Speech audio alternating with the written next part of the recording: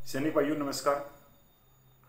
सैनिक भाइयों, बहुत ही एक दुख की खबर है और एक झटका है हमारे लिए भी। और जो सैनिकों का जायज हकों की जो सैनिकों की मांग है, उनको भी एक झटका है। सैनिकों की मांग कौन सी? जो 1 रैंक 1 पेंशन है, मिलिट्री सर्विस पे है, डिसेबिलिटी पेंशन है, CSD ECH की समानता है, सहायक प्रथा जो 21 सदी में जायज नहीं है, उनके लिए बहुत बड़ा एक झटका है। और भाई मेरे लिए तो बहुत ही बड़ा एक झटका है, क्योंकि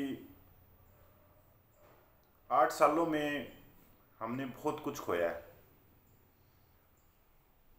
जो 8 साल सैनिक समाज की जायज हकों के लिए संघर्ष करते हुए हो गए, उसमें बहुत अच्छे व्यक्ति मिले, पिता सम्मान मिले, मार्गदर्शन वाले मिले, मतलब गुरु मिले, जिनकी उंगली पकड़ के हमने सेना जो सैनिकों की जायज हकों की लड़ाई है उनसे वो सीखी।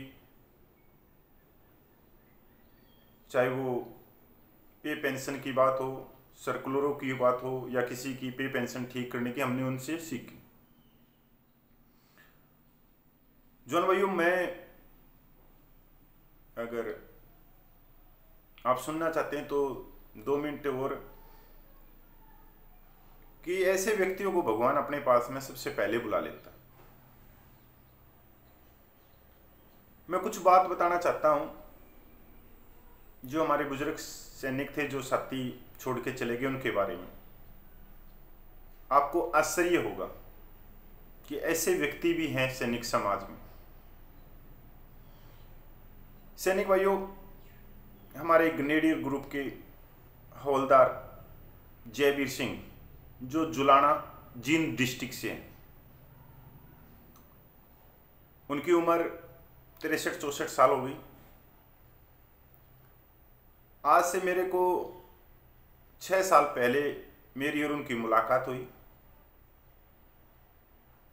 मुलाकात के बाद में लगातार मुलाकात होती रही।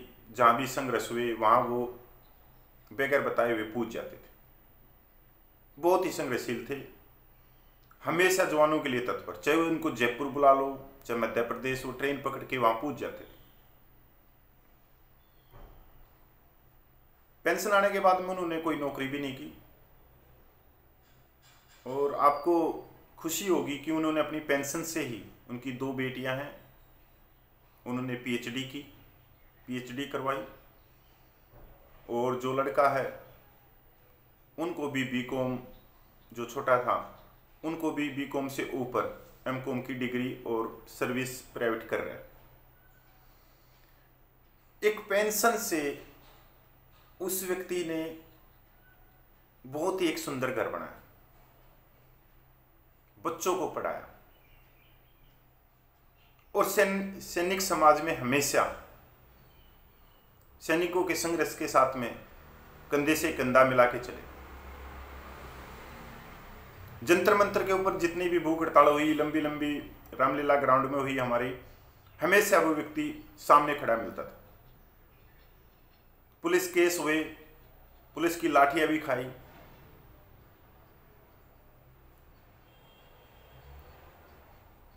आप देखते हो कि बहुत सारे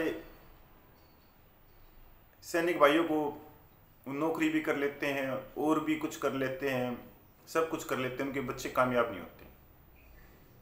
तो मैंने उनसे एक बार पूछा कि सर, आप बच्ची अभी बड़ी हैं, पीएचडी करवा रहे हो? उन्होंने बोला भाई मैं एजुकेशन के प्रति बहुत सावधानी बरते हैं, तो घर की जिम्मेवारियां ज़्यादा है। तो उन्होंने मेरे को बोला, कपिल भाई ऐसी बात है कि मैं इस संघर्ष में आ रहा हूं ना, और जब घर पे मैं जाता हूं तो बच्चियां पूछती कहाँ गए थे,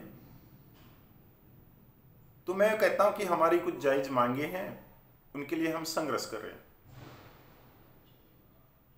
तो बच्चों में इसका बहुत बड़ा प्रभाव पड़ता है कि ये पंचायती आदमी है, इनके सिर पर पग है, पगड़ी है, और ये समाज में रहते हैं, तो इनके पीछे चलने वाले बहुत व्यक्ति होंगे।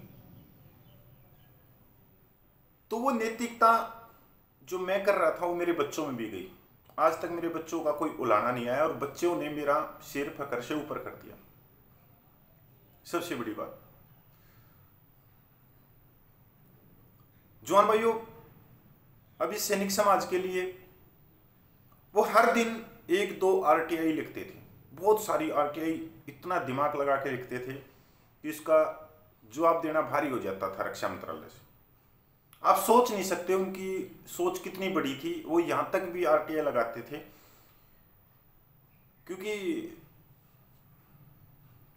जो छावनी क्षेत्र है वो अंग्रेजों के बनाए हुए हैं, कैंटोनमेंट, तो बड़ी बड़ी कोठियां भी हैं उनमें।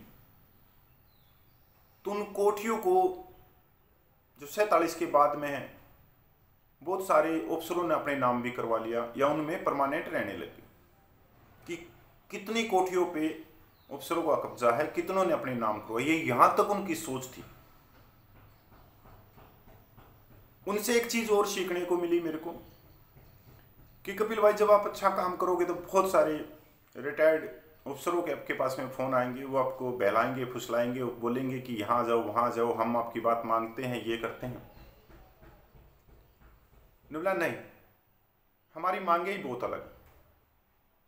वो उनका बहुत प्रभाव था जींद की साइड में, और उनके पास में बहुत सारे अफसरों के फोन आए, फिर वो कभी गया नहीं, हमेशा लड़ता रहा। और हट्टा कट्टा सब कुछ होने के बाद में, स्वस्थ होने के बाद में भी पता नहीं भगवान इतने अच्छे व्यक्तियों को कैसे बुला लेता है। शाम को खेत में गए और वहां दिल का दौरा पड़ा और वो चले गए। मतलब बहुत भारी रिस्क स्थान है मेरे लिए तो, बहुत ज़्यादा, क्योंकि मैंने 8 साल में बहुत अच्छे व्यक्ति खोए हैं, मतलब भगवान के सम्मान मैंने खोए हैं।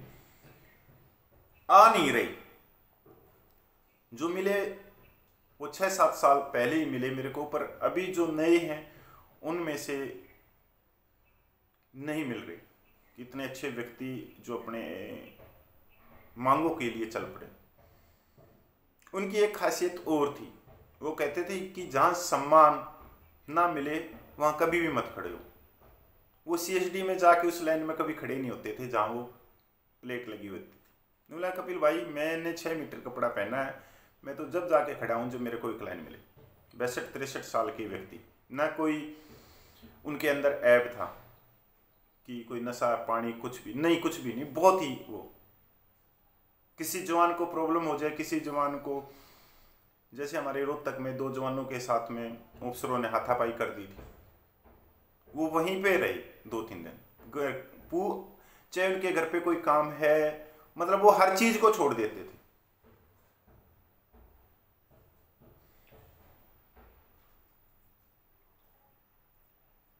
भाई मेरे पास में कोई शब्द नहीं है उनके लिए। एक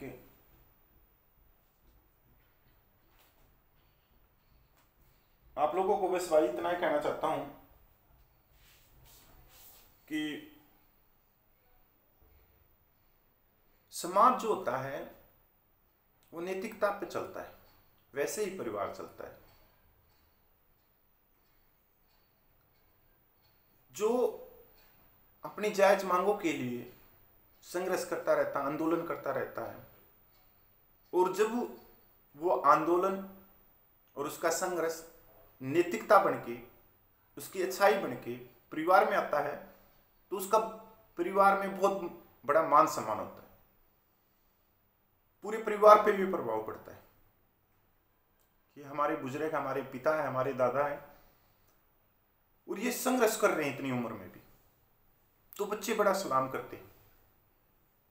उस परिवार में आप अपने आसपास में देख लेना, समाज से डर लगेगा कि कोई भी ऐसा काम ना करो जिससे समाज हमारे ऊपर आंगड़े उठाए। नैतिकता उस परिवार में कूट कूट के भरी होगी, और दूसरों की हेल्प करना उस परिवार में मिलेगा। एक पेंशन लेने के बाद में वो इतना कुछ करके जा सकते हैं कि भाई अगर मैं ये सोचूं कि मैं पेंशनर हूँ और मैं नौकरी कर रहा हूँ, कोई बड़ी नौकरी, कोई टीचर की, कोई उसकी, तब भी आप लोग देखते होगे सैनिक समाज में बच्चे कामयाब नहीं मिलते। पर मैंने ये पक्का देखा है, जो दूसरों के लिए अपना समय देता है उस परिवार में खुशियां ही खुशियां होती हैं। और प्रभु भाई उन व्यक्तियों को बुलाता भी जल्दी। चोर, बघेरे, भ्रष्टाचारी, दही कुर्सी बिछाने वाले, कुत्ते घुमा दिए, इनको बुलाता ही नहीं भगवान, क्योंकि ये वहां पे जाने के बाद में भी भ्रष्टाचार चला देते हैं। मान ले स्वर्ग में चले गए तो वहाँ ये भ्रष्टाचार चला देते हैं कि मेरे को ये सजा दी थी, ये आपका काम कर दूंगा, मैं आपके कुत्ते घुमा दूंगा, ऊपर स्वर्ग में जाने के बाद में मेरे को नरक में मत भेजो।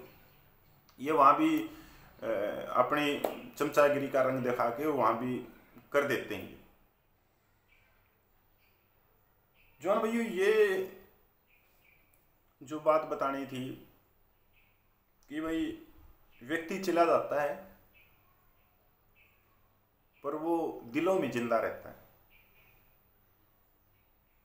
हमेशा ऐसा बनो कि जब हम इस दुनिया, इस संसार को छोड़ के जाएं, इस मोह माया को छोड़ के जाएं, तो हमारा परिवार ही नहीं, हमारे को कोई ऐसा व्यक्ति भी याद करे जो हमारे से हजारों किलोमीटर दूर रहता है।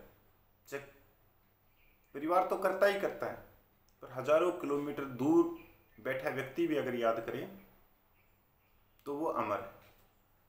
और मैं सभी जवान भाइयों से प्रार्थना करता हूँ